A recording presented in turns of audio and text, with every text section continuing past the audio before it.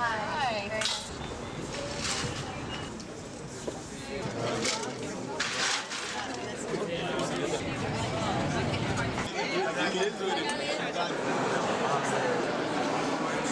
I want to welcome everyone to the second lecture in the series that's presented by the Dela Cruz Collection and Miami Design District.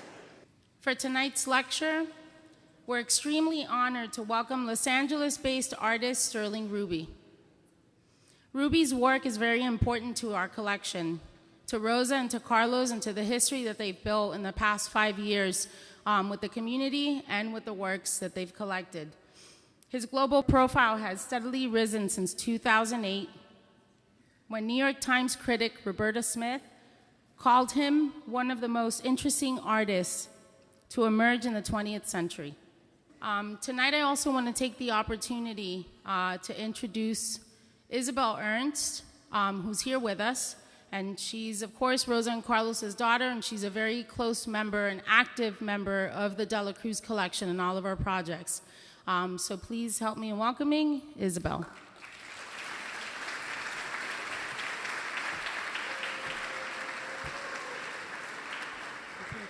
Good evening, everybody.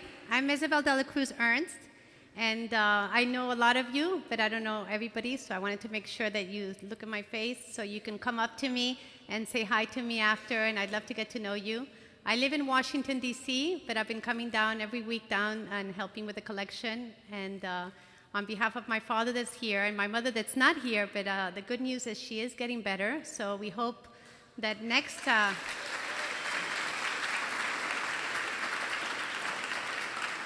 that soon enough you'll be seeing her here, because as you know, this is definitely her passion.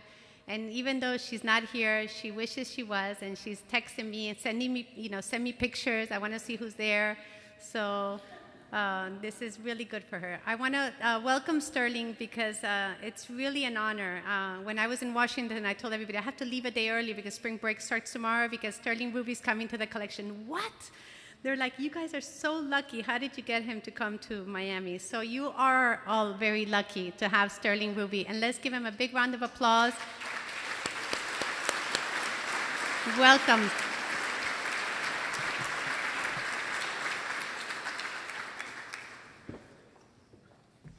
Wow, full house, huh? Thank you. And it's an honor to be in Miami. I always have a great time. I'm looking down at a slew of friends.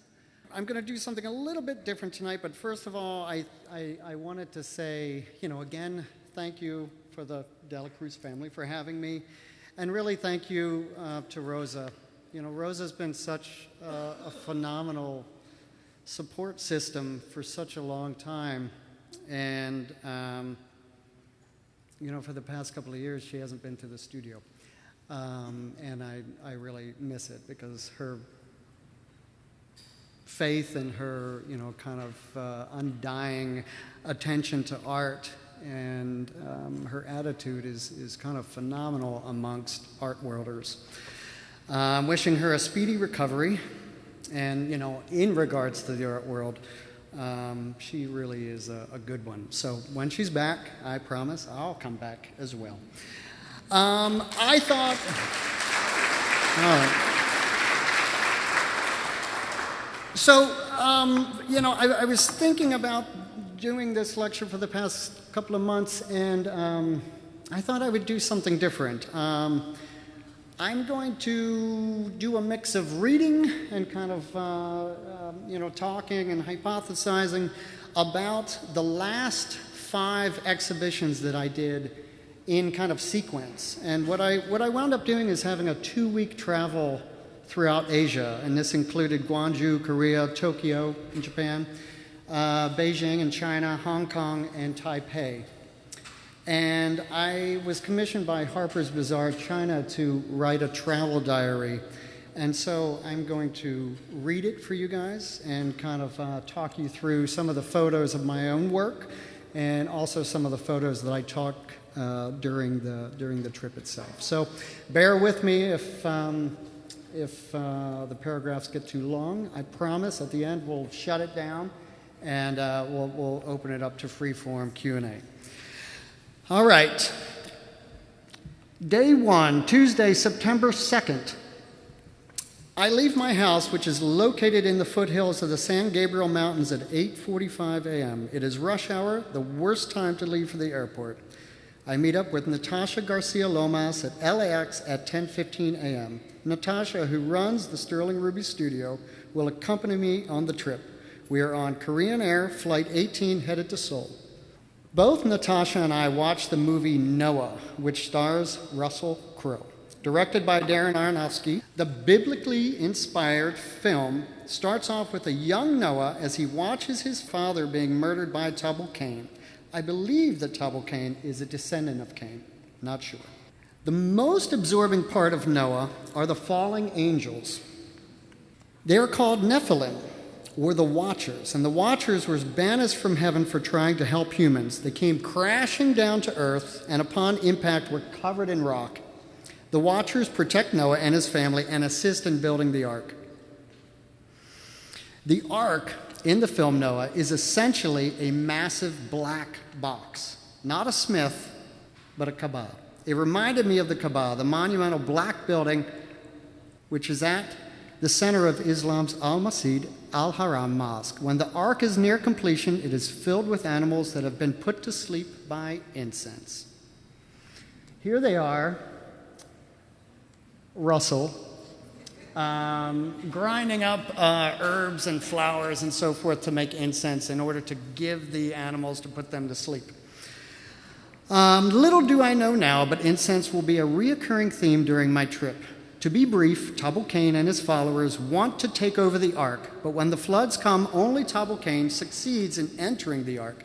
Noah does not know that Tubal Cain is in the ark until the last portion of the movie, which is crazier than you can imagine. In the end, Noah kills Tubal Cain, the rain stops, and they arrive safely on land. I take an Ambien. Day 2, Wednesday, September 3rd. We arrive at the Incheon Airport, Seoul at 5:25 p.m. In order to land in Gwangju, we must transfer to the Gimpo Airport, which is an hour car ride away from the Incheon Airport. Once checked in at Gimpo, we take Asiana Flight 8709 to Gwangju. We arrive in Gwangju at 9:10 p.m. Natasha and I wait for a taxi outside the airport after collecting our bags. There are a few young people in the airport. They could be in town for the biennial. They all have guitars and drums. Perhaps they are in Gwangju for a different kind of show. We finally catch a taxi and head into town. I check into the hotel, and I am so hungry my stomach is upside down, but there is only one bowl of asparagus soup left in the entire hotel. This is true. I check in and I say, is there a possibility of getting any food? And they say, we have one bowl of asparagus soup left. I said, just one bowl. And they said, yeah, just one bowl. We just have one bowl left. And I said, has it been sitting there all day? And they said, I'm not sure, but there's just one bowl left. I pass on the soup and eat Pringles from the minibar instead. Day 3, Thursday, September 4th. I am up at 4 a.m. I go to the gym to run on the treadmill. I run for a total of 40 minutes, increasing my speed every 5 minutes. I am listening to my music as loud as I can, and I jump when there is a pause and cadence. I am in a zone and have no idea that there is someone else in the very back of the gym watching me. I catch the eye of an older man in his late 60s who seems absolutely terrified by my antics. I grab my towel and leave. At breakfast, I run into my friend, LA-based correspondent Kevin McGarry. I have an hour-long conversation with Kevin, which is nice because we don't always get the time to catch up in LA. I take a taxi to the Gwangju Biennale. I am sorry to have missed the Minuk Lim procession, which took place the day before.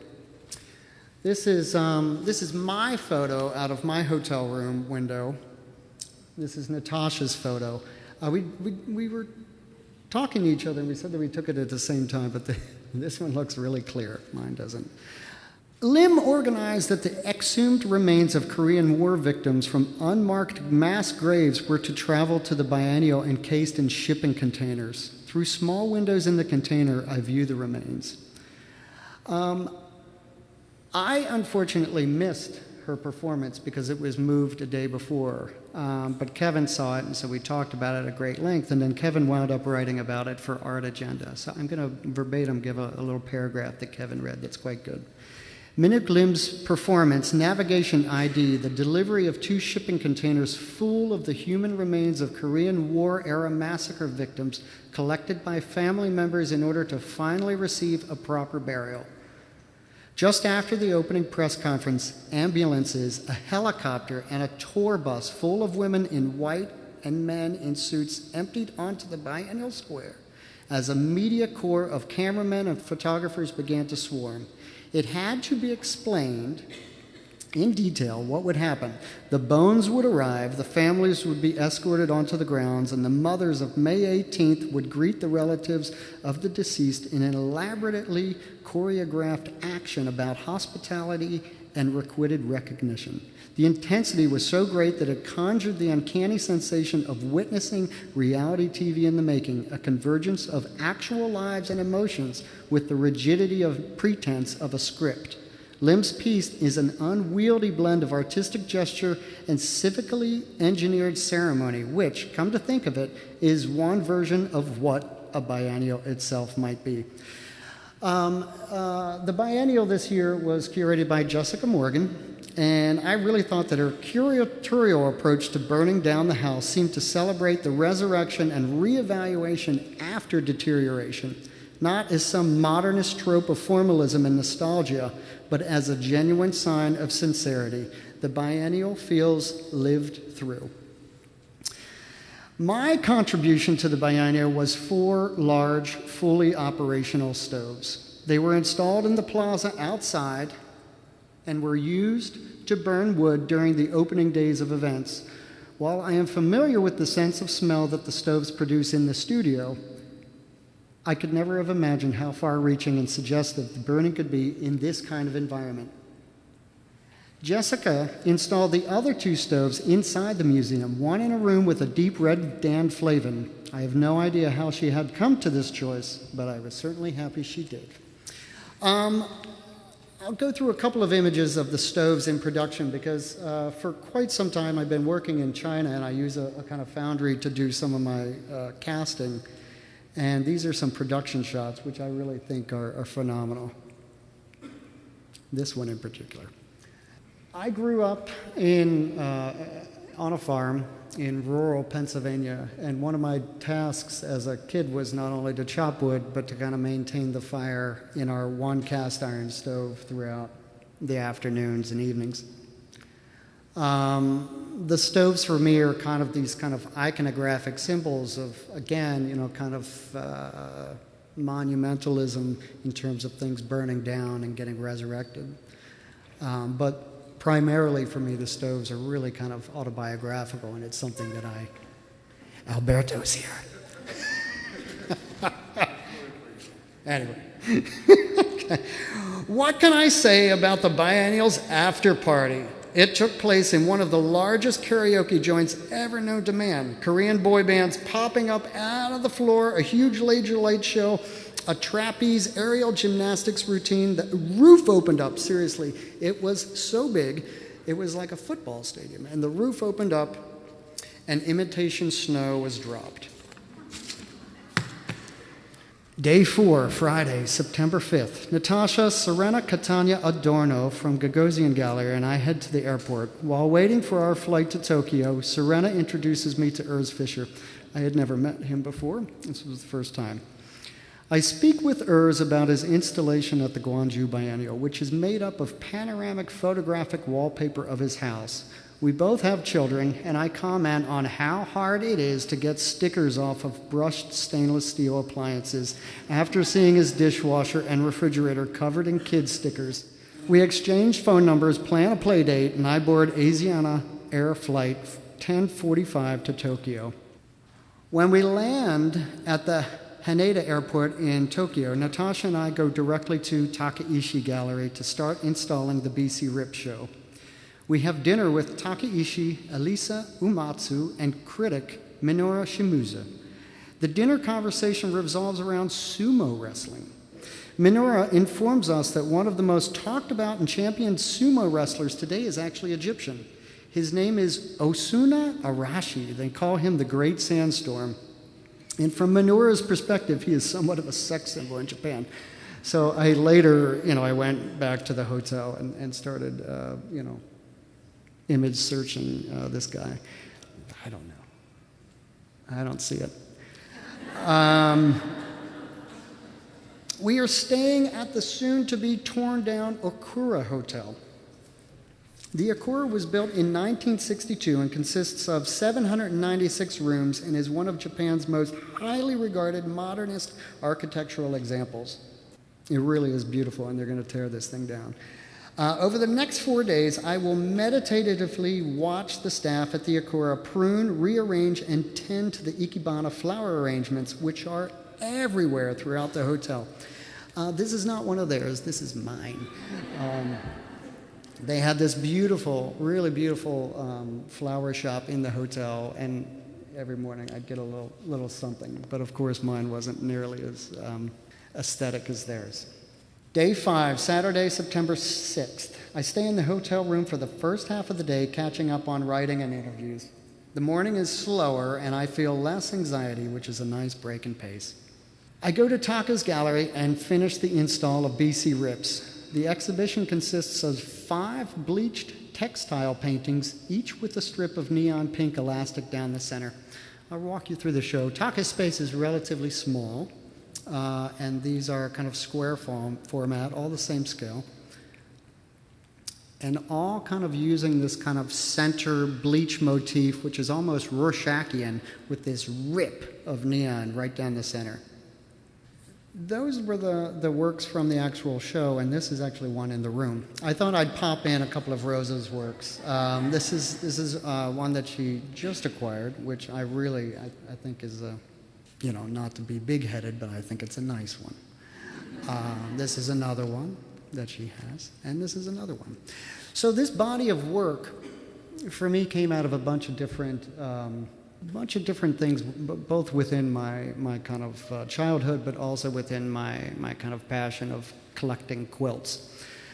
I really like quilt making, particularly Japanese boro textiles, geese bend quilts, and of course Amish quilts. The Amish quilts for me were probably the first thing that I saw prior to any type of art. I didn't really, we didn't have a very heavy, cultural background in our family. And I had a lot of friends as a kid who were actually kind of either, Amish or had been Amish.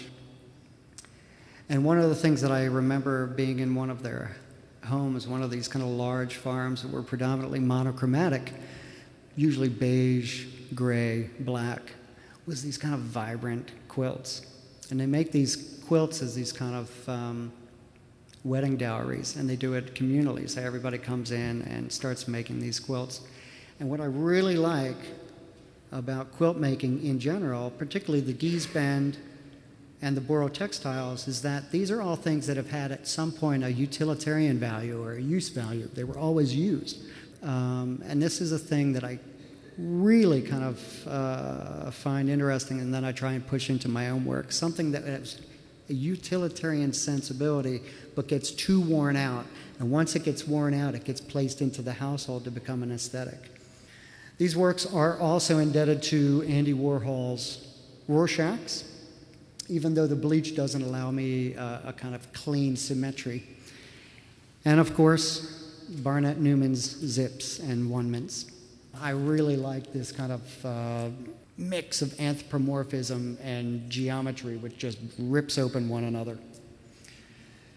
Taka, Elisa, Natasha, and I go to the fish market to get lunch. After lunch, we head over to Taka's Modern Gallery outpost, where I curate a small show of photography by Los Angeles artists Sarah Conaway and Melanie Schiff.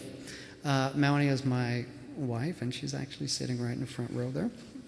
The show consists of 5 photographs ranging from still life studies of folded fabric forms to light-filled landscape images of plants and water.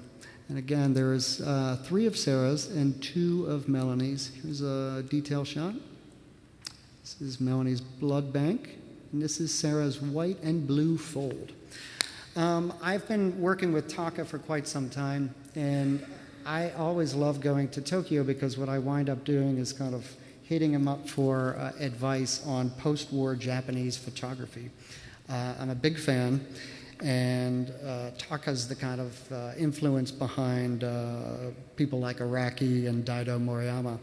And while we were there, he had this phenomenal show by Katsumi Watanabe. This is in Taka's third space in Tokyo, which is dedicated solely to photography.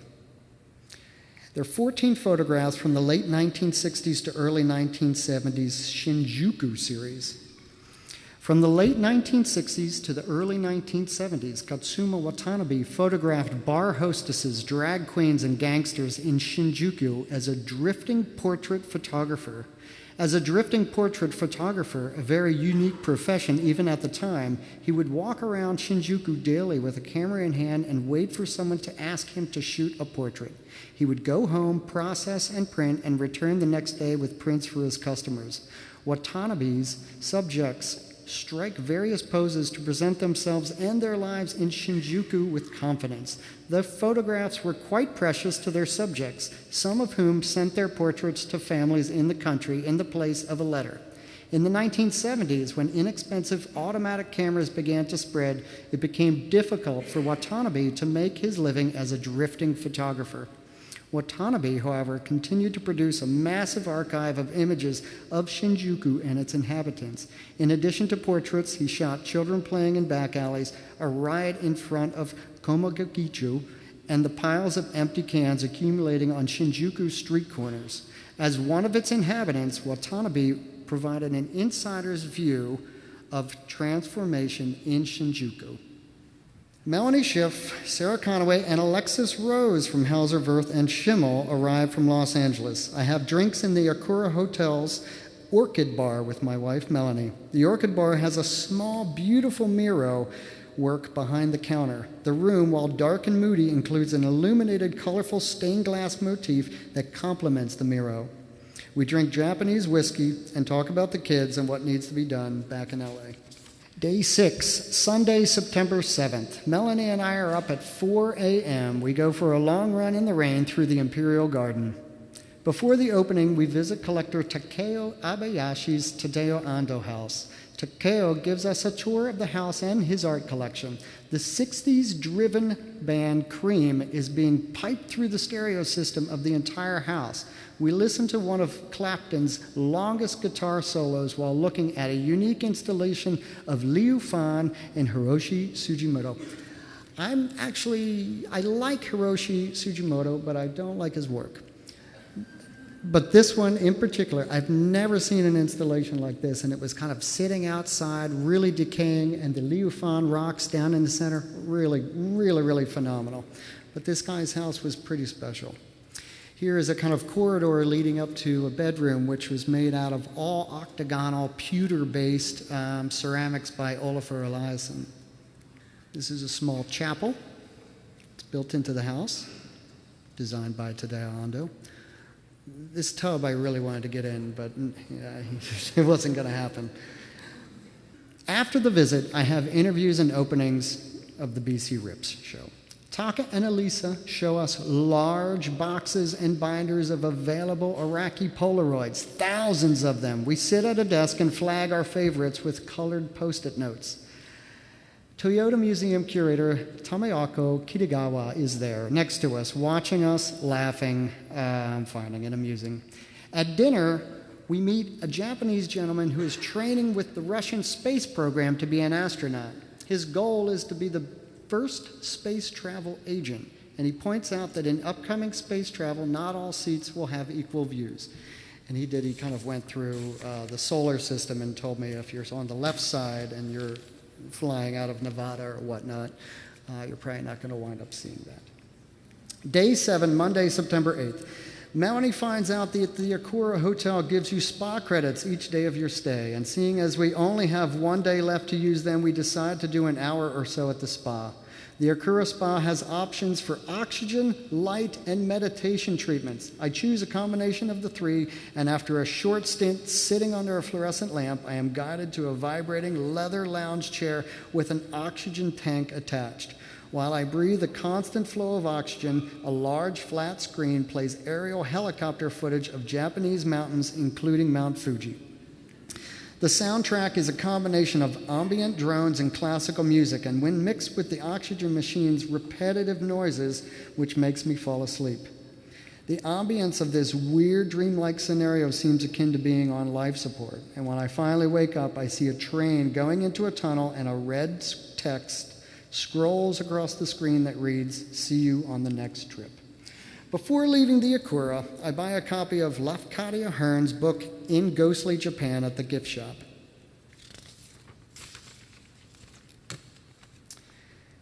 Day 8, Tuesday, September 9th. Air China Flight 184 from Tokyo to Beijing, delayed. I get through the first 19 pages of In Ghostly Japan to the chapter called Incense. Hearn's take on incense basically begins with the fragrance of travel. He later proposes that incense as a burnt offering symbolizes the pious desires of the faithful and that life is like smoke. He explains in depth how to play the ancient incense game party called kokwa, which was most popular during Tokugawa period. In the last chapter, Hearn gives the readers a number of incense recipes which are pretty cryptic. We arrive in Beijing midday. Natasha and I immediately go to the Ulan Center for Contemporary Art, 798 District. We meet up with curator Phil Tenari and get the lowdown. The install for the Los Angeles project has been going on for a number of days. 4 of my works are still stuck in customs, which is pretty usual. I go back to the hotel and take another Ambien. I still can't get my sleep schedule on track. Day 9, Wednesday, September 10th. While everybody else is touring the Forbidden City, I am waiting at the UCCA for my work to arrive. I am fortunate, though, because when I get back to the hotel, Melanie hands me a duplex cricket cage. Apparently, the gang, while I was at the Ulans, was visiting the grasshopper and cricket market. Day 10, Thursday, September 11th. This is the opening day of the Los Angeles project, a group show of contemporary Los Angeles artists at the UCCA. We continue the install throughout the morning and into the early afternoon. The final hang of my work at the Ulans consists of a suite of 5 spray paintings, a suite of 4 red-dyed textile paintings, 2 quilt-like flags, and 5 urethane sculptures. Here's a few images of us installing. And the Ulan Center is this phenomenal space, this really, really large space with kind of coffered ceilings, and it's all poured concrete. It used to be an ammunitions factory in Beijing, and they kind of took it over, stripped it out, and it is really, really, really big. I've been exhibiting in China a good bit since 2008, and I've been visiting regularly since then as well. So I'm pretty used to the kind of code of ethics in terms of installing, and it's a little bit different than it is in the US. But we got it all together, and as you can see,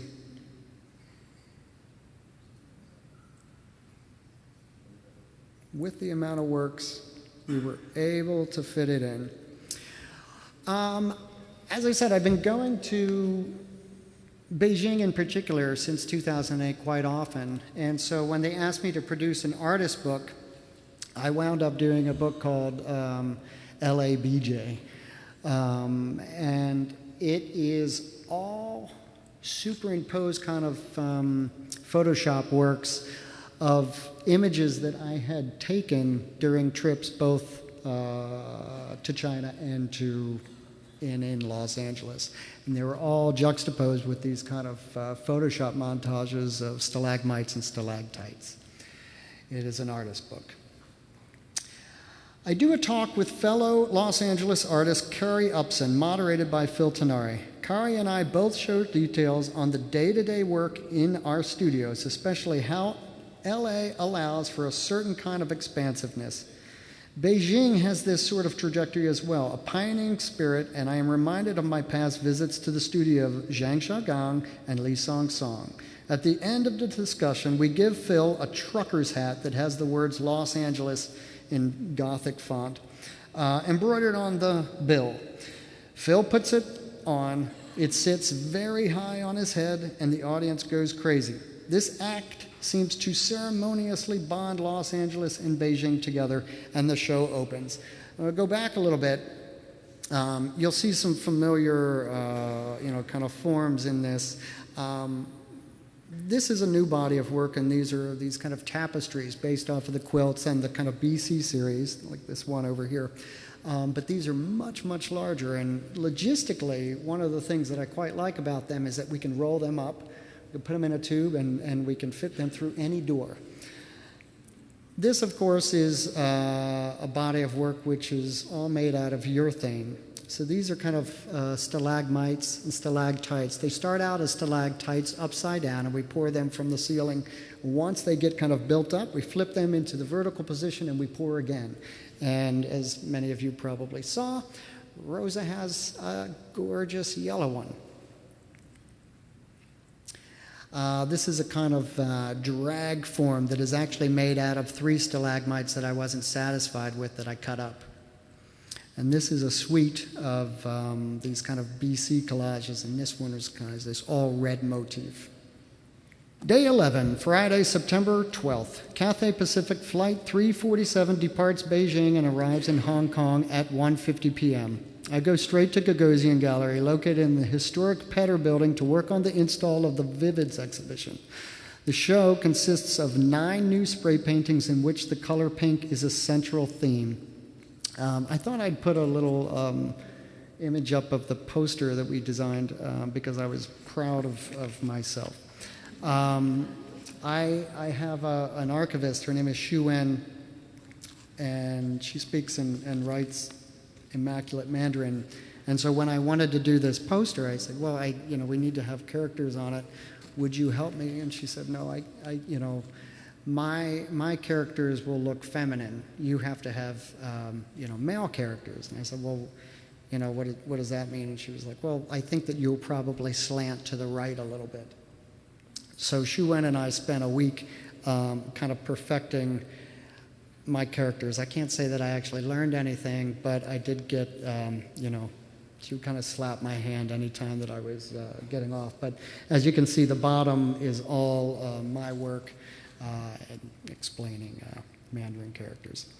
The exhibition itself,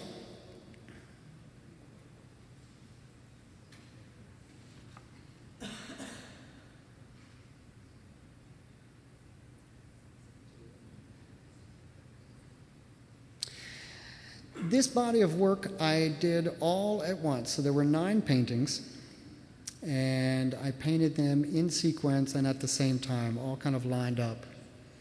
And I live in the foothills, as I said at the very beginning, so my commute down to the studio in downtown is, it's usually a kind of cleansing palette for me in a way.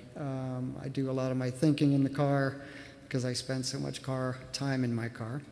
But I also kind of meditate on these horizon lines. And the spray paintings, for me, are kind of born out of this kind of fascination that I had predominantly with demarcation and rival gang kind of pursuits, which are always kind of writ large in graffiti.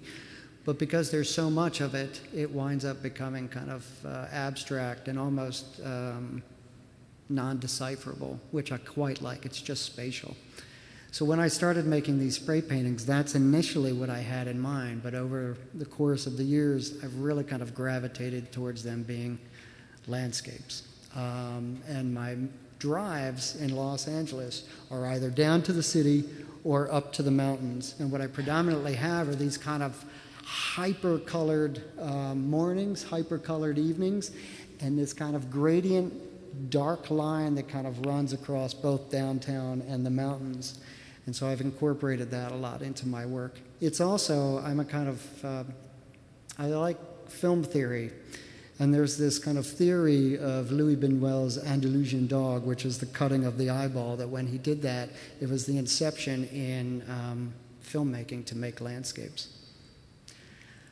Rosa has one. She has 2, actually. And this is one from 2010, and it's very color coordinated with her stalagmite, and also has this kind of horizon line. This one, which is also hanging at the front foyer, has a number of horizon lines in it, but they're all kind of coming in and out of focus, almost like this demarcation receding into the back, and these kind of drips, these hot, white, sharp drips, bringing themselves to the front. I am staying at the Upper House Hotel, which is by far the nicest hotel I have ever stayed in. While I know that I will not be in the room for more than a few hours, I make a promise to myself to spend every moment in the bathtub, which has an incredible panoramic view of the harbor, the city, and the lush mountainside.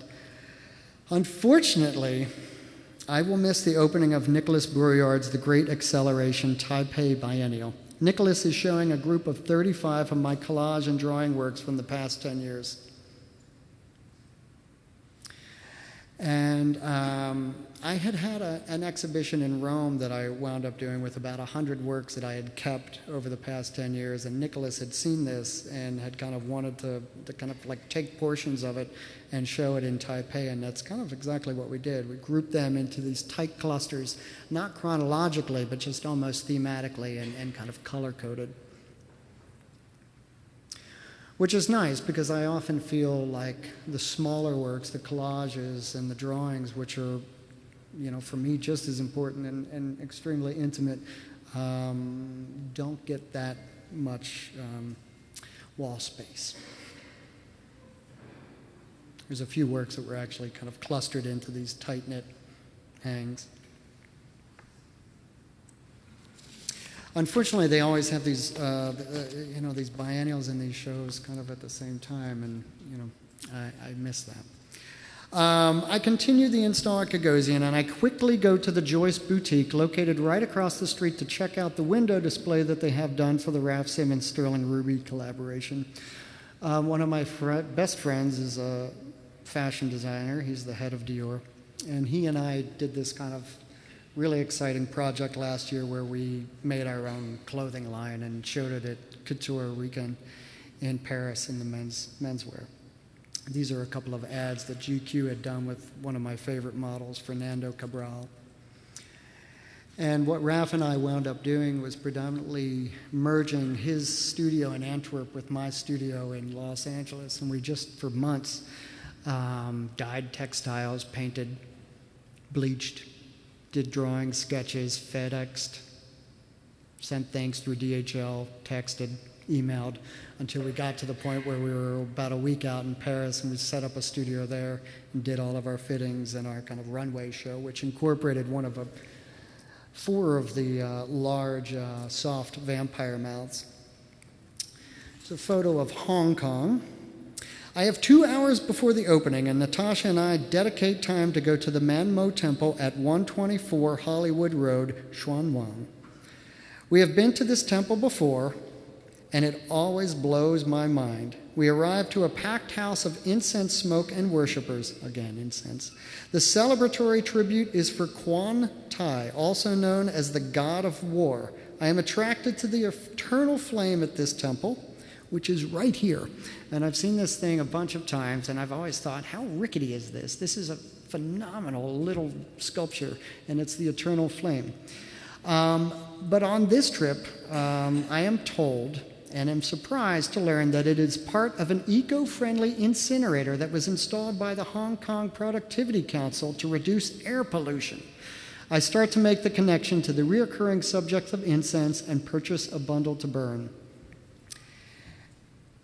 At my opening, I share a beer with Ken Hakuta, Nam June Paik's nephew and head of the estate. We talk about his uncle and about his shaker furniture collection and cast iron stoves. Again, it turns out that Nam June Paik's nephew is a big, kind of Amish and shaker furniture collector, which I'm also fascinated by, and we also talked about cast iron stoves. Nick Simunovic and Serena give wonderful toasts at dinner. Serena reads a line from F. Scott Fitzgerald, from the western half of the sky, the sun was shining, little golden discs at the sea. If you gazed intently enough, you could see them skip from wave tip to wave tip until they joined a broad collar of golden coin that was collecting half a mile out and would eventually be a dazzling sunset. After the dinner, I am persuaded to go see Charlie 2 Na from Jurassic 5 spin records at a club called Fly. While I am not a huge fan, it did not stop me from having an exorcism on the dance floor. I know that you're probably all thinking, like, look at this guy, he's so stiff. But I can let loose when I need to. Glasses of vodka are coming from everywhere, and by about 3 a.m., I realized that not only am I seriously intoxicated, but I got dosed. I'm with this guy, some strange guy, in a white shirt, and I don't realize that Nick was the one who was giving me vodka, and then all of a sudden it stops, and it's this guy. And I'm drinking his drinks, and then he says, I gave you MDMA. So I got dosed, and I'm out of it. So I get out of the club, and I get back to the upper house very, very late. This is like 4 in the morning, and I attempt to get into the tub. But somehow sound judgment prevails, and I crawl into bed instead of drowning. An hour later, I get the wake-up call.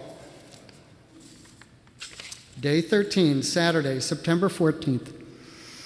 The car is here very early to take us to the airport, and I am not well. When I finally get into my seat on Cathay Pacific, Flight 884, bound for Los Angeles, I am starting to detox. And the toxins are pouring out of me, and I am sick. And I watch Noah again. Thanks, everybody. Thank you. Thank you very much for joining us today. I remember visiting the studio with Rosa, your studio, and we spent hours there, and it was such an energizing experience. And just having the time to spend with Rosa and Sterling, it was just like a powerhouse of knowledge and real passion for the arts. And I'll never forget that visit to your studio. And it really is great to have you here, and thank you. Thank you very much. We're gonna open the floor now for questions.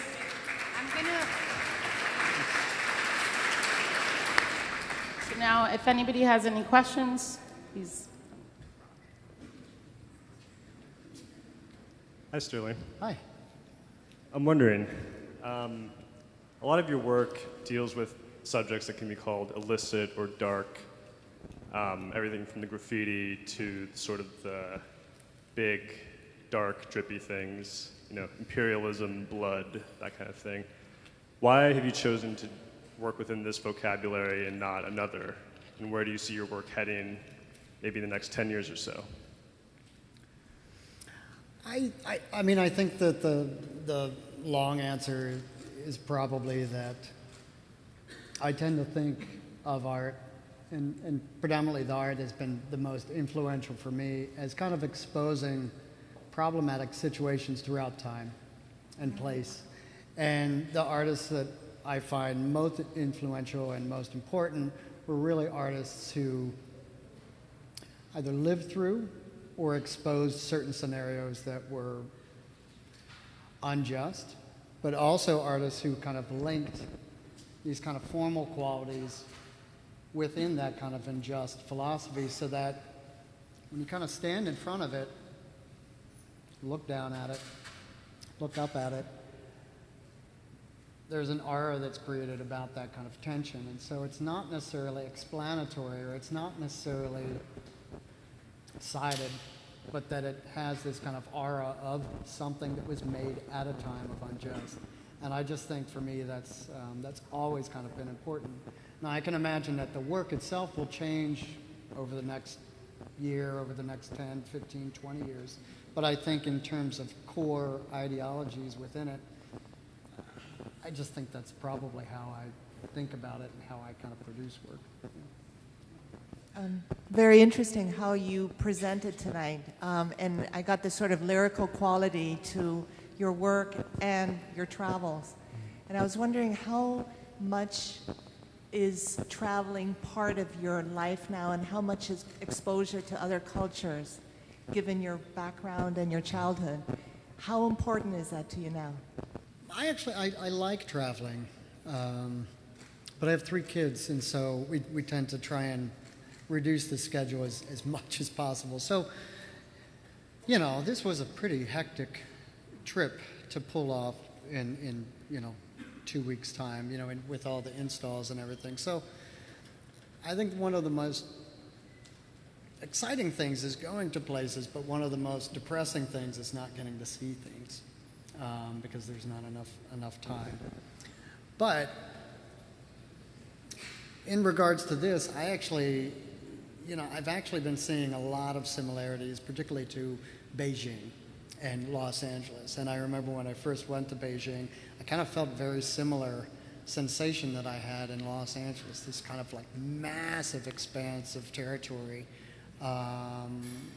juxtapositions and like kind of also massive expanses of differences between the residents classes, the way that people operate and the labor kind of ethics of it. But the artists were wild, you know. I mean, they were just doing whatever the hell that they wanted to. And they were doing it in these kind of expansive spaces and working outdoors. And it felt really akin to what I do and a lot of my other friends in Los Angeles do. And that's quite something. That, in terms of globalism, is really kind of special, because I've gotten to the point over the past 10 to 15 years to meet so many different people from different, regions and cultures and backgrounds that have actually, probably pulled more from that ideology in terms of traveling than anything else. So when they kind of approached me to do a travel diary, I kind of thought, this is perfect. This is great. I'd love to do a travel diary. Yeah. I read an interview that you did for a Belgian blog where you said that you liked the way that Ralph Simmons and Rick Owens worked more than other artists work. Yeah. You commented on their scale and speed and problem-solving capacity. And I'm wondering, that was in 2009. What are your thoughts about that statement now? Do you still feel the same way? I still feel the same way. I mean, Ralph now does 8 collections a year. And usually the amount of garments that are in those collections are between 40 and 60. Can you imagine putting together 8 shows a year of between 40 and 60 garments? And Ralph is somebody who's very adamant that things change over time. I really admire both Ralph and Rick because of that kind of operation. Now, Rick is different than Ralph. He's much different than Ralph. He has a kind of solitude where his lines don't change quite as much. But in terms of ethics and work production, it's the same. And I like the vulnerability of that. As a matter of fact, that's something that I've always found important in my own work. It's not just boredom.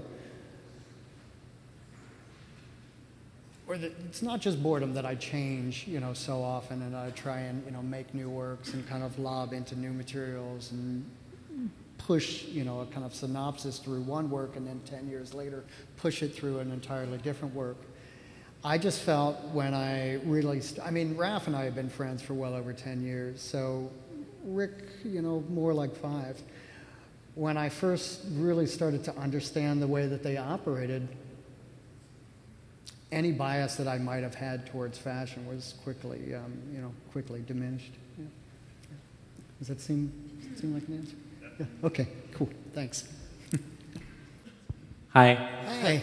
So this is kind of a further thought on your work with Ralph Simmons. You were speaking about utilitarian objects and textiles as being an inspiration for a lot of your works.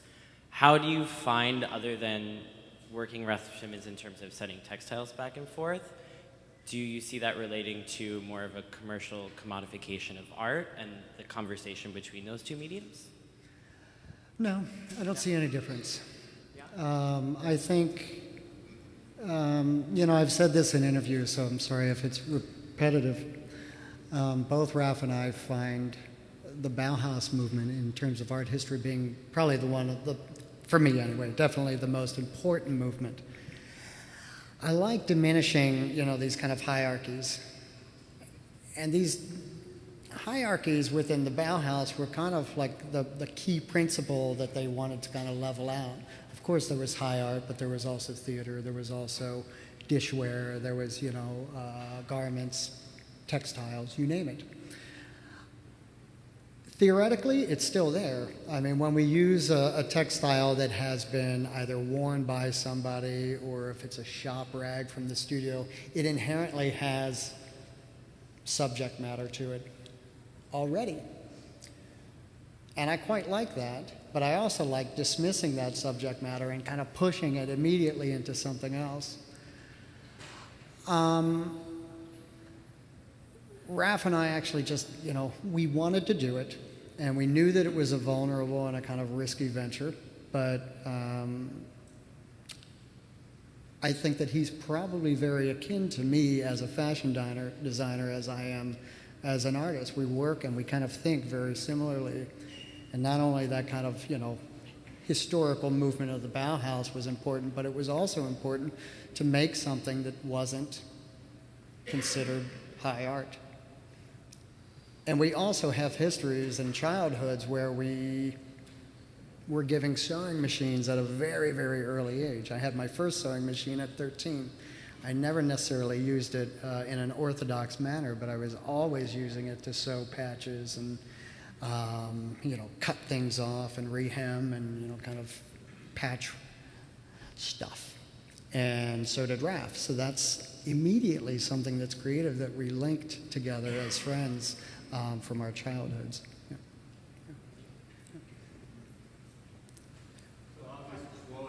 Blow it out, yeah. How do you begin? How art, why art? You were born in Pennsylvania. I always drew. As a kid, that's kind of that was my main thing. I just drew and drew and drew and drew. And I have 3 kids now, and they draw and draw and draw and draw. We have about 12 flat files at the studio that are completely filled with kids' drawings. Melanie will vouch that that's true, even though that's not what she would prefer. We save everything. We keep everything. Nevertheless, back to your question. I went to a high school that was predominantly an agriculture high school, and there were no art classes. But I always drew. I just kept drawing. We had 2 classes that were considered art, and I've also said this in interviews, so I'm sorry if you've heard this before. We had a calligraphy class, which I took, and a drafting class. The calligraphy class in particular, I was the only guy in the class. And our project was to make wedding invitations. That in and of itself was probably a huge catalyst for me because it associated any type of creativity or art with non-traditional male roles, that it wasn't meant for men, or that it was somehow, feminist. That was really about the kind of high school that I went to, but the mentality of it was heavy. It was extremely heavy, a lot of kind of bigotry and kind of, arguments and fights and kind of accusations, slanderous accusations, that made me want to get out of it. And I kind of used it in and of itself to push against that. I thought, you know what? If this is what it's going to be, this is what it's going to be, and I'm going to use it in order to challenge those kind of ideologies, predominantly as a kid in rural Pennsylvania who didn't want to be in rural Pennsylvania. But that was a challenge as well. So after I graduated high school, I worked construction in Washington, D.C. for a number of years, and I was depressed. I was like, I had horrible grades. I had no option of going to a real school, college. And I was working this kind of insanely brutal construction job, 12 hours a day. It was a union job. And I remember kind of looking at these guys on the machines, and they all got to sit on the machines while I was, kind of hammering in stakes and shooting grades and things like that. And these guys looked like they were 65 to 70 years old, and they were all like 34, you know? And I've always held labor very high. But I knew that if I didn't start somewhere, that I wouldn't be able to do it. And so I wound up going to my mother actually kind of came to me because she knew that I was not right. And she said, I think you need to think about what you want to do with the rest of your life. And I'm sure that lots of people have that kind of, scenario, when they're 20. She had a friend who was a wildlife illustrator who taught at this school in Lancaster, Pennsylvania. And it was a non-accredited school. It was a real strict foundation school. And I went to an interview and I showed drawings that I had done of our cats and the barn and, some wildlife things, because that's kind of what you did where I grew up. And I got into this school. And for 4 years, I kind of drew, bowls of fruit and the nude figure. We did some painting. We learned about color theory. Did a little bit of additive and deductive sculpture. And we read Art Through the Ages, Gardner's Art Through the Ages, verbatim, like from the beginning to the back. But no contemporary stuff whatsoever. And then after those 4 years, I realized that there was a whole other world that I hadn't been privy to, which was predominantly contemporary art. Even modernist art wasn't really on our curriculum at this school. So then I went to Chicago and did a number of years at the Art Institute of Chicago. And then for my graduate studies, I went to Art Center in California.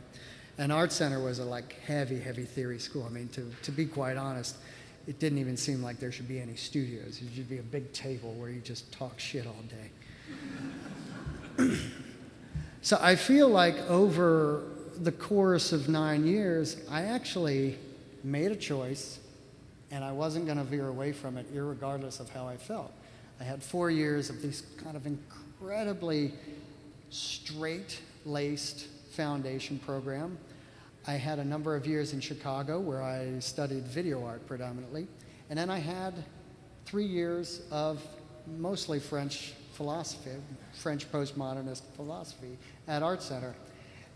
And when you kind of think about it, all of those things are really, really, at least I would hope so, collapsing into my work. Once again, thank you. And thank you, everyone, for joining us tonight. Oh, thank you. Thanks so much.